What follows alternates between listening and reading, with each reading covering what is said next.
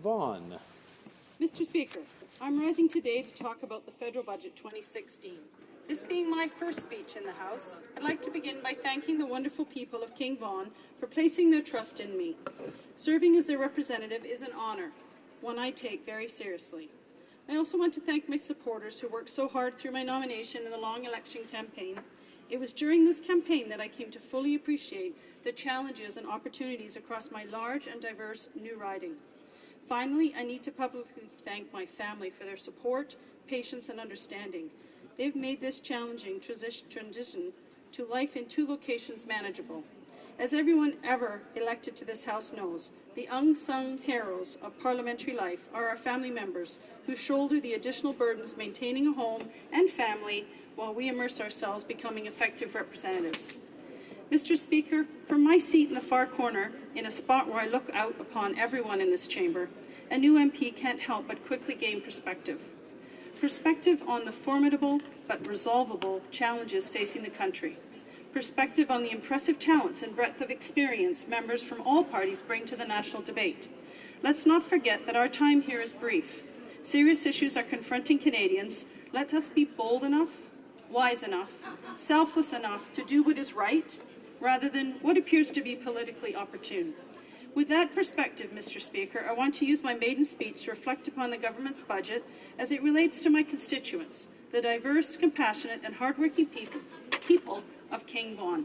Succinctly, Mr. Speaker, this budget is about people, a transformative plan for investments in our families, communities, and in Canada. My riding is both urban and rural. In the south, there is a rapidly growing suburb transitioning to a more urban context. The northern portion has small towns in an agricultural setting. However, some of those small towns are now transitioning to a suburban context. It is multi-ethnic mix, and overall, it's been a story of success. Native-born Canadians and immigrants together striving and achieving prosperity, security, and growing desirable communities. Overshadowing the success story, however, is a looming challenge. Housing affordability has become precarious, especially for young families and seniors. Without solid economic growth bringing high-quality jobs and good rates of return on investments, many will have trouble meeting the high cost of home ownership in my riding in the years to come. During the campaign, when I knocked on doors, parents told me they needed more money in their pockets. Seniors told me they could not keep up with the rising cost of living in their homes. They wanted to stay in their homes but were worried the money was not going to last. Youth told me rising university and college costs were making it difficult to invest in their futures, and the lack of good-paying jobs made it difficult to pay off their student debt. And everywhere in King and Vaughan, people were concerned about the congestion on the roads and the lack of accessible transit options. However, I believe the government's priorities will help address my constituents' concerns, both in the near and long term. This budget builds on our campaign promises.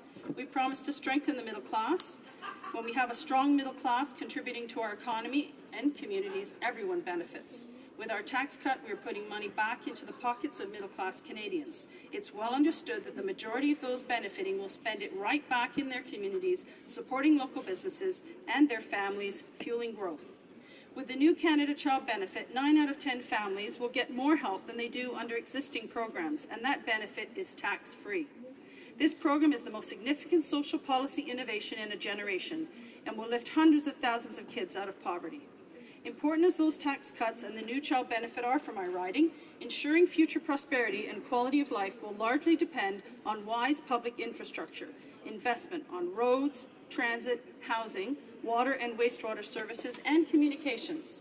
It's the smart thing to do, and it's a two birds with one stone initiative.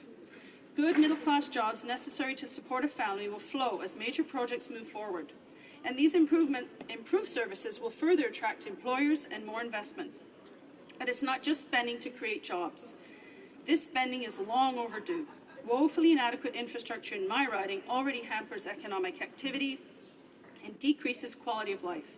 Ask any of my constituents about traffic congestion and you'll get an earful, and rightly so. Before becoming a Member of Parliament, I was a regional councillor in the City of Vaughan and York Region. I was well aware of how important it was for York Region to have strong representatives and a good partnership with both provincial and federal government to help invest in infrastructure solutions. We asked the federal government to be a true partner, invest a third, and lift restrictions that did not work in the best interest of municipalities.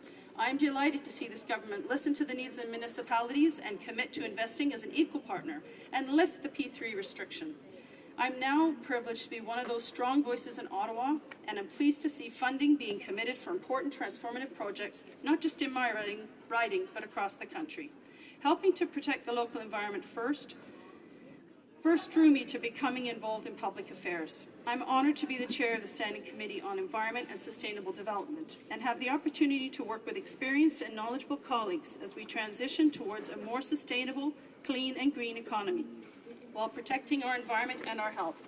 I think those of us living in quickly growing suburban communities, areas facing pressure to expand and consume ever more farmland, areas where everyday life often seems centred around our automobiles, have a particular challenge to helping Canada get on with a transition to a more sustainable future.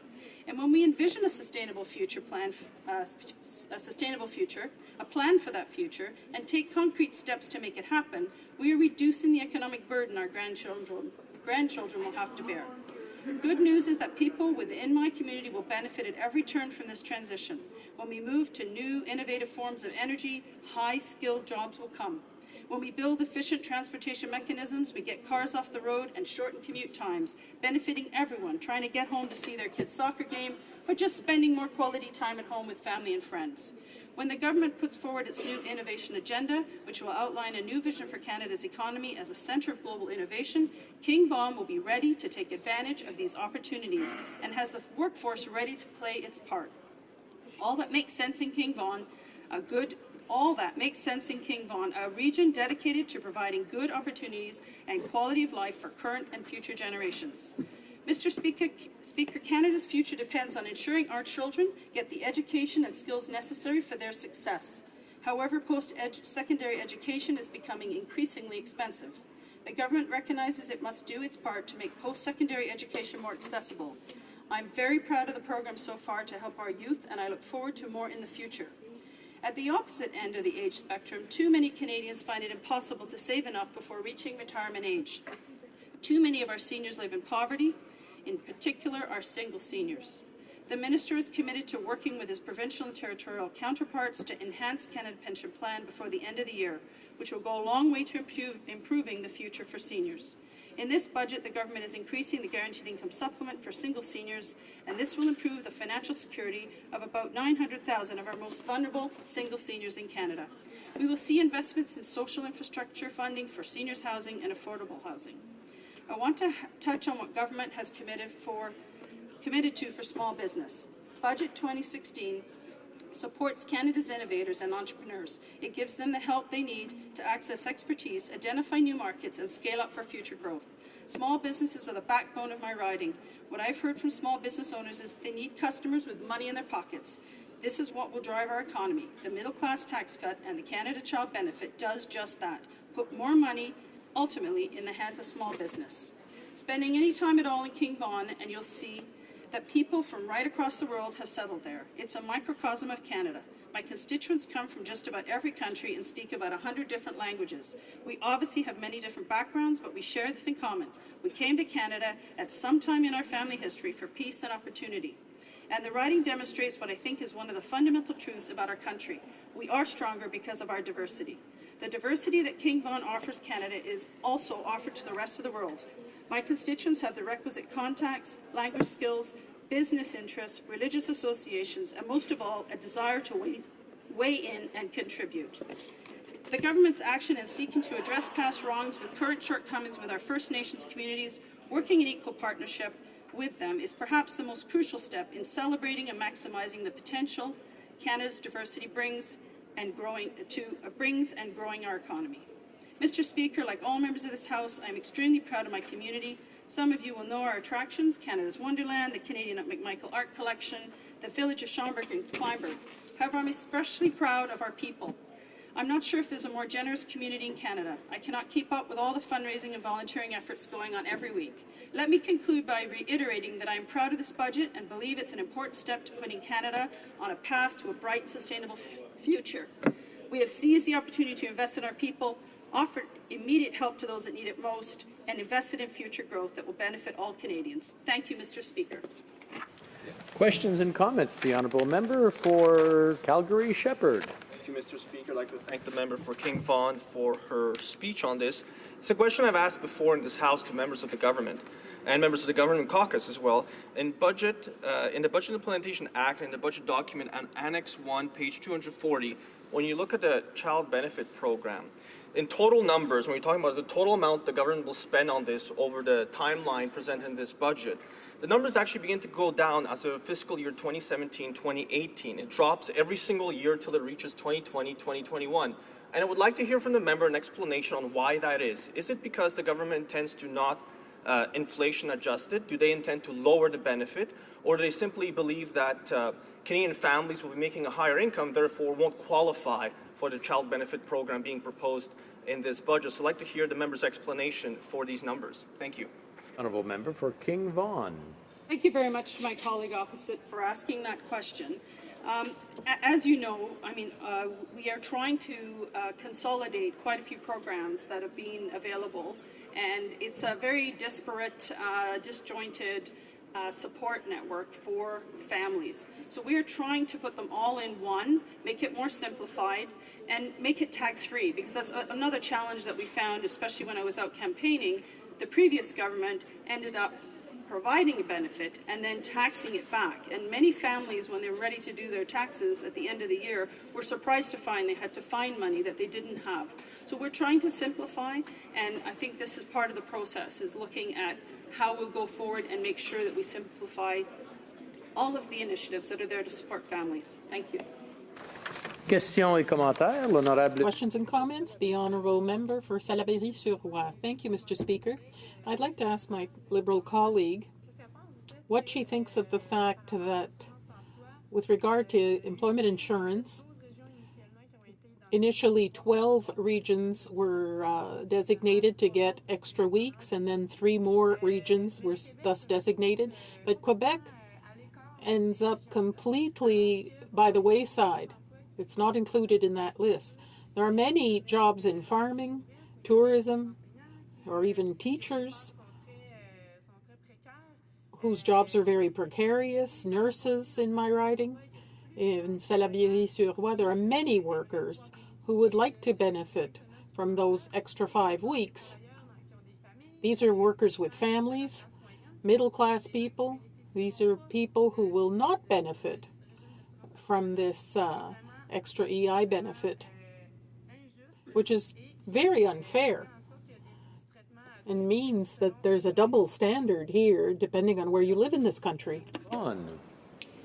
Thank you very much for that question, and it is something that I'm sure many Canadians are asking themselves, so I'm going to do my best to try and put it in a frame. Obviously, we have a challenge in our economy at the moment, and certain areas are more challenged than others and have had precipitous drops in employment. So the intent here is to support those areas that have had an unexpected high drop in the employment rate. Because it's obvious this is a support to get you to your next job. And if those jobs aren't available in the area, it's going to take longer, and it's obviously difficult for people to be able to bridge that gap to the next job. So we really identified areas based on the assessments done on the employment rates and the drop in employment rates. Where we saw a change, we've amended. I'm sure that the government's going to continue looking at this across Canada and see where Canadians need the most help and try to be there for them. Thank you.